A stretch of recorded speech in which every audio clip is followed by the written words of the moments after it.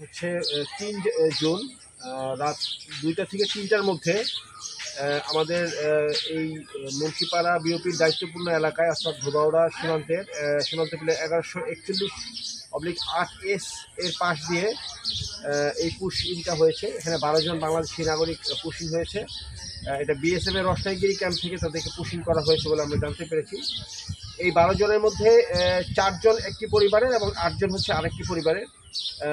এর মধ্যে তারা 2004 সালে এবং তার পরবর্তী বিভিন্ন সময়ে এরা বিভিন্ন সীমান্ত দিয়ে এরা ভারতে গমন করেছিল এবং তারা গুজরাটে বসবাস করতে বলে আমরা জানতে পেরেছি।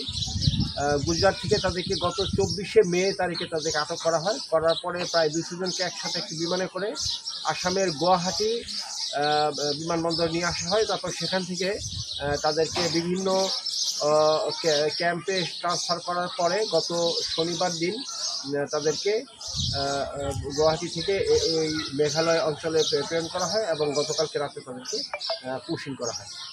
ধন্যবাদ। আমরা এখন ওনাদের তালিকা তৈরি করেছি, বিভিন্ন তথ্য সংগ্রহ করার পরে আমরা তাদেরকে থানায় পুলিশের কাছে স্থানান্তর করব। তারপরে ইন দ্য মিনটাইম আমরা তাদের নাগরিকত্ব যাচাই করার চেষ্টা করছি। পুলিশও তাদের স্পেশাল ব্রাঞ্চের মাধ্যমে নাগরিকত্ব যাচাই করবে। যাচাই করার পরে তারপরে তাদেরকে তাদের ঠিকানায় প্রেরণ করা হবে। পুলিশ পরবর্তীতে এই কার্যক্রম শুরু করবে। ওয়ালাইকুম আসসালাম। আপনার কি নাম? মরহুমুল্লাহ। আপনার পিতার কি নাম? মানিক মোল্লা। আপনার গ্রামের ঠিকানা? মোল্লাডাঙ্গা গ্রাম, কোলাফাটিকাতি পোস্ট, দিঘলিয়া থানা, খুলনা জেলা। কি ঘটনা ঘটছে?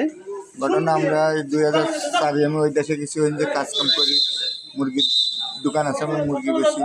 আমাদের পাকিস্তান ভারত যে যুদ্ধ হয়েছে, ওই যুদ্ধের পরের থেকে তোড়ফাড় চালু হয়েছে। তার মধ্যে আমার ঘরে এসে আমার এসব হয়েছে। গতকালকে আপনারা কতজন আসছেন, নারী পুরুষ মিলায়া?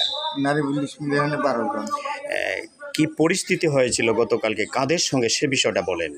বিএসএম এর সঙ্গে। ভারতের বিএসএফ এর সঙ্গে কি ধরনের দুর্ঘটনা ঘটে? ভারত বিএসএম আগে যে এখানে ছিলাম, গত রাত কয়টা বাজে? গত রাত 8 থেকে 9 বাজে এই বিএসএমকে পাশে আসার পরে আমাকে তালাশি চালু করে দেয়, চেকিং। পয়সা করে যা ছিল সব নিয়ে গেছে। পাসপোর্ট ভিসা কি ছিল আপনাদের? না। আপনারা কোন দেশে স্থায়িত্ব? বাংলাদেশে থাকি। বাংলাদেশ। তবে আপনারা ওই ভারতে কাজ কাম করেন? কাজ কাম করি, যে খাই দিই। আপনাদেরকে কি কোনো শারীরিক নির্যাতন করছে কিনা সেটা বলেন। শারীরিক নির্যাতন করেছে।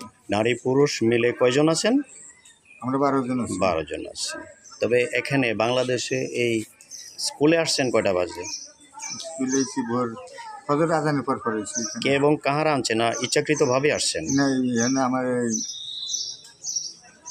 বাইরে নিয়ে এসেছে, বিডিআর। থ্যাংক ইউ, ভালো থাকুন। বিজি হয়ে গেলাম।